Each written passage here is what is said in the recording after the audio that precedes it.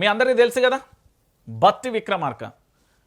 బత్తిపై అధిష్టానానికి రేవంత్ ఫిర్యాదు. ఢిల్లీకి చేరిన బొగ్గులొల్లి ఖర్గేతో రేవంత్ భేటీ. డిప్యూటీ సీఎంపై జాతీయ నాయకత్వానికి ఫిర్యాదుల చిట్ట. బట్టి ఓ మీడియా అధినేత భేటీలపై ఆధారాలు అందజేత. ఉత్తమ్ పొంగులేటి సురేఖ వివరాలు సైతం అధ్యక్షుడి చేతే. ఇంతవరకు కాపాడనని ఇక కష్టమేనని తేల్చి చెప్పిన కష్టమేనని తేల్చి చెప్పిన సీఎం.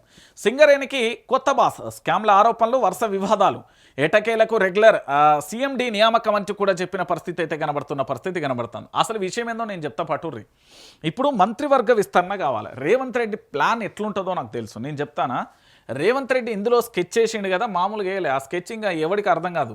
నేను మళ్ళీ చెప్తున్నా కదా, ఇప్పటి వరకు తెలంగాణ రాష్ట్ర రాజకీయాలలో మీరు చూసిన రేవంత్ రెడ్డి వేరు, ఇక నుంచి చూడబోయే రేవంత్ రెడ్డి అంటే ఆయన బెదిరించడో ఇంకేం చేయడు. గాంధీ తాత కంటే ఇంకా శాంతియుతంగా ఉంటాడు. గౌతమ్ బుద్ధుని కంటే ఇంకా శాంతియుతంగా మారిపోతాడు. కానీ ఆయన చేయాల్సింది ఎట్లా చేస్తాడో నేను చెప్తున్నా.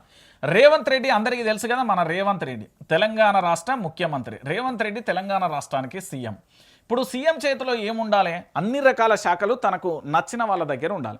ఇప్పుడు ఒక్కొక్కరిని పంపించాలి. ఇప్పుడు ఆయన సాగనంపాల్సిన లిస్టు మామూలుగా లేదు. ఎట్లా మొదలు పెడతా అంటే బట్టి కాన్నుండి మొదలు పెడతాం. ఇప్పుడు బట్టిని పక్కకు జరపాలి, దాంతోపాటు ఉత్తమును పక్కకు జరపాలి. మరి జరిపే కథన అంటే కాదంటే వీళ్ళని ఆరోపణలు చేసి రేపు పొద్దుగాల రేవంత్ రెడ్డికి ఏదైనా ప్రమాదం ఏర్పడినప్పుడు సీఎం అభ్యర్థి ఎవరైనా ఉన్నారో అంటే ఎవరు లేకుండా చేయాలి. దాంట్లో భాగంగా బట్టి చాప్టర్ ఇప్పుడు క్లోజ్ అయిపోయింది. ఉత్తమ్కు సంబంధించి కొండా సురేఖ ఉత్తమ్కు సంబంధించిన ఎపిసోడ్ ఇదైపోయింది. దాంతోపాటు ఈ పొంగులేటికి సంబంధించి ఇప్పటికే భూమాఫియా వాళ్ళ కొడుకు సంబంధించి ఇదైపోయింది.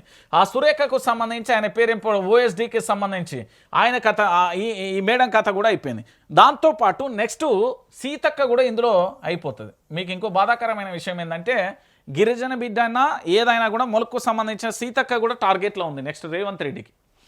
ఇవన్నీ రేవంత్ రెడ్డి ఫైల్స్. ఈ రేవంత్ రెడ్డి ఫైల్స్లో ఒక్కొక్కరిని ఖతం చేసుకోండి. మీరు అబ్జర్వ్ చేయండి, తెలంగాణ రాష్ట్ర రాజకీయంలో ముఖ్యమంత్రి రేవంత్ రెడ్డి తర్వాత నేనే నెంబర్ 2 అన్న పొంగులేటి ఎపిసోడ్ క్లోజ్.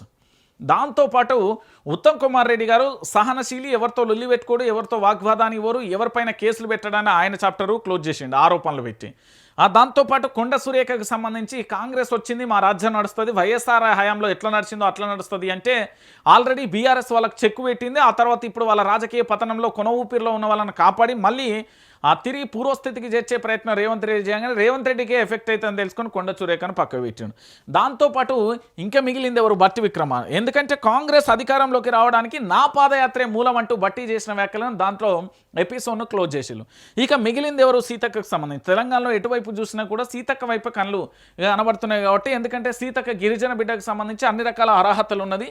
ఇక్కడ బట్టిని క్లోజ్ చేసి పూర్తి స్థాయిలో సీతక్కను చేద్దామని. కానీ సీతక్క కూడా ఎప్పటికైనా ముప్పే అని వాటించిన రేవంత్ రెడ్డి వీళ్ళందరినీ ఎవరైతే సీనియర్స్ అంటారు కదా, అంటే ఎలాంటి మరకలు లేకుండా, అంటే రాజకీయాలలో 40 ఏళ్ళ 30 ఏళ్ళ 20 ఏళ్ళ 10 ఏళ్ళ 15 ఏళ్ళ ఎలాంటి అవినీతి మరకలు లేకుండా ఎవరైతే ఉంటారో వాళ్ళందరూ కూడా పూర్తి స్థాయిలో ఎట్లా మారిపోతున్నారంటే తెలంగాణ రాష్ట్ర రాజకీయాలలో మీరందరూ కూడా చూడండి ఏమైపోయిందంటే వీళ్ళందరినీ కూడా క్లోజ్ చేసే ప్రయత్నం చేశాను. ఇప్పుడు అధిష్టానానికి రేవంత్ రెడ్డి ఎట్లా ఫిర్యాదు చేస్తాడు? ఎవరు ఫిర్యాదు చేయాలి?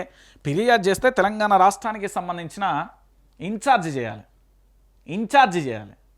ఆ ఇన్ఛార్జి మేడం అన్నా చేయాలి, లేకపోతే వీళ్ళ ఏఐసిసి దూతలకు సంబంధించి వాళ్ళన్నా దీన్ని కమిటీ వేసి చేయాలి. లేదంటే కాంగ్రెస్ పార్టీ అధ్యక్షుడికి సంబంధించి తెలంగాణ మహేష్ కుమార్ గౌడ్ ఆయనైనా చేయాలి, లేదా మీనాక్షి నటరాజన్ అన్న చేయాలి. వీళ్ళందరూ పక్క పెట్టి రేవంత్ రెడ్డి ఎందుకు చేసిండంటే నాకు పోటీ లేదు, నేను ఉంటేనే తెలంగాణలో అధికార పార్టీ ఉంటుంది, నేను ఉంటేనే తెలంగాణలో కాంగ్రెస్ పార్టీ బతుకుతుంది, నేను ఉంటేనే తెలంగాణలో కాంగ్రెస్ పార్టీ అవుట్ రైట్గా ఉంటుంది, లేకపోతే తెలంగాణలో కాంగ్రెస్ పార్టీ ముచ్చటే మర్చిపోర్రి. ఇక తెలంగాణలో కాంగ్రెస్ పార్టీ అధికారంలోకి రావడం, అధికారంలోకి రాకపోవడం, దేశంలో ఉన్న అన్ని రాష్ట్రాలకు సంబంధించి గాంధీ భవన్లను మెయింటైన్ చేయడం, లేదా పూర్తి స్థాయిలో బీఆర్ఎస్కు సంబంధించిన వర్కింగ్ ప్రెసిడెంట్ కేటీఆర్ చెప్పినట్టుగా ఫండింగ్ చేయడం, ఇలా రకరకాలకు సంబంధించి అన్నిటికీ సమర్థుని నేనే అని చెప్పుకునే ప్రయత్నం ఇక్కడ క్లియర్ కట్గా అయిపోయింది. సో ఫైనల్గా ఈ చర్చకు సంబంధించి ఏం చేసిండంటే రేవంత్ రెడ్డి ప్లాన్, దాంతోపాటు ఆ ప్లాన్ వేసిండు, ఆ గీత గీసిండు, దాన్ని ఇంప్లిమెంటేషన్ చేసిండు, దాన్ని ఆచరణ చేసిండు. ఫైనల్గా ఆ చిట్టాన్ని ఏం చేసిండంటే అధిష్టానానికి పంపించింది. ఇప్పుడు తెలంగాణ కాంగ్రెస్ అంటే ఒక్కరే, 3 రంగుల జెండా వట్టి సింహమోలే కదిలినాడు అన్నాడు. ఆ సింహం ఒక్కటే మిగులుతుంది, మిగతా వాటిని అన్నిటిని సింహం ఖతం చేసే ప్రయత్నం చేసింది, క్లోజ్ అయిపోయింది. ఇప్పుడు మిగిలిందల్లా రేవంత్ రెడ్డి. సో ఫైనల్గా సీఎం అభ్యర్థి అంటే కాంగ్రెస్ అంటే రేవంత్, రేవంత్ అంటే కాంగ్రెస్ అనే ఆ ఎపిసోడ్ను మొత్తం తీసుకొచ్చిండు, ఆ గ్రాఫ్ను అంతా క్రియేట్ చేసే ప్రయత్నం చేసిండు. దాంట్లో భాగంగా రేవంత్ రెడ్డి సక్సెస్ అయింది. సో రేవంత్ రెడ్డి ప్లాన్లో బలైంది. చాలామంది నేతలు, ఇంకా కొంతమంది ఆఫీసర్లు కూడా బలయ్యే ఛాన్సెస్ ఉంది అనేది ఆడిడ చెవులు కోరుకుంటారు. అది ఏ వరకు నిజమైతే వీళ్ళు అయితే గుయ్య పెట్టుకుంటారు. మరి అది ఎంతవరకు నిజమైతే మనం వేచి చూడాలి. సో ఫైనల్గా ఇక స్కాములు, దాంతోపాటు అవినీతి ఆరోపణలు మరకాలతో పరిమితమైన ఈ కాంగ్రెస్ పార్టీ ఎప్పుడైనా కూడా అగ్నిపర్వతం లావా ఎట్లనైతే విసర్జిస్తుందో, ఎప్పుడైతే బ్లాస్ట్ అవుతో అగ్నిపర్వతం, అట్లా అతి త్వరలోనే ఈ కాంగ్రెస్ ప్రభుత్వం అంటే ఇది 2026 27 వరకు ఉంటే ఎక్కువ అనేది కొందరు అంటారు, 27 వరకు ఉంటుందా అని ఇంకొందరు అంటే లేలే ఉంచుదామని కొందరు అంటారు. ఫైనల్గా 2027 ఫిబ్రవరి తర్వాత కొత్త ప్రభుత్వాన్ని చూస్తామా, జమిలీ ఎన్నికలకు పోదామా, ఏం జరుగుతుంది అనేది మనం కూడా వేచి చూద్దాం.